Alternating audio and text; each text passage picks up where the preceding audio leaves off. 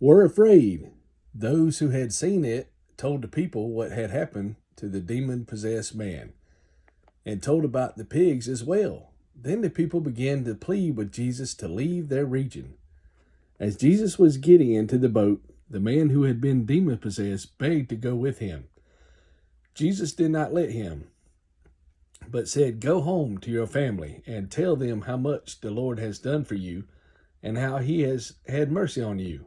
So the man went away and began to tell in the Decapolis how much Jesus had done for him, and all the people were amazed. 2 miracles of healing. When Jesus had again crossed over by boat to the other side of the lake, a large crowd gathered around him while he was by the lake. Then one of the synagogue rulers named Jairus came there. Seeing Jesus, he fell at his feet and pleaded earnestly with him, "My little daughter is dying. Please come and put your hands on her so that she may be healed and live." So Jesus went with him. A large crowd followed and pressed around him, and a woman was there who had been subject to bleeding for 12 years. She had suffered a great deal under the care of many doctors, and had spent all she had, yet instead of getting better, she grew worse.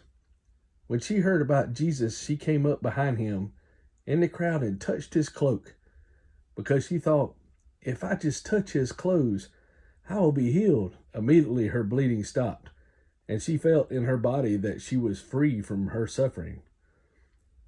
At once Jesus realized that power had gone out from him. He turned around in the crowd and asked, "Who touched my clothes?"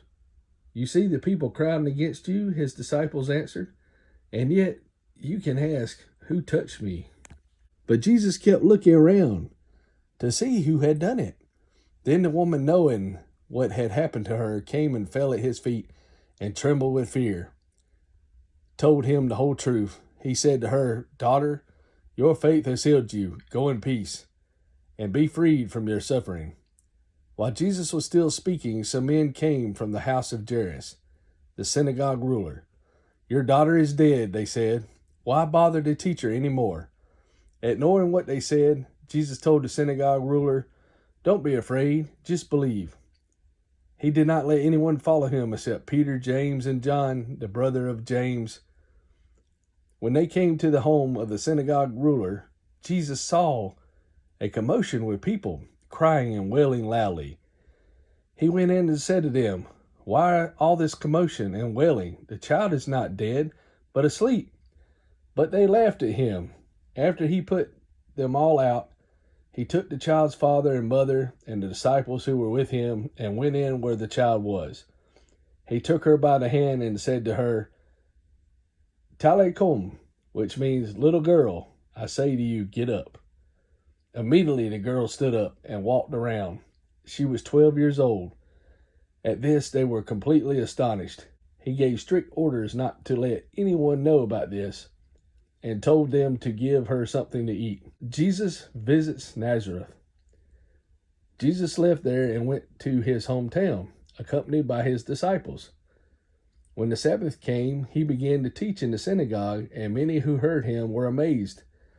"Where did this man get these things?" they asked. "What's this wisdom that has been given to him, that he even does miracles? Isn't this the carpenter? Isn't this Mary's son and the brother of?" That is the 10 cities.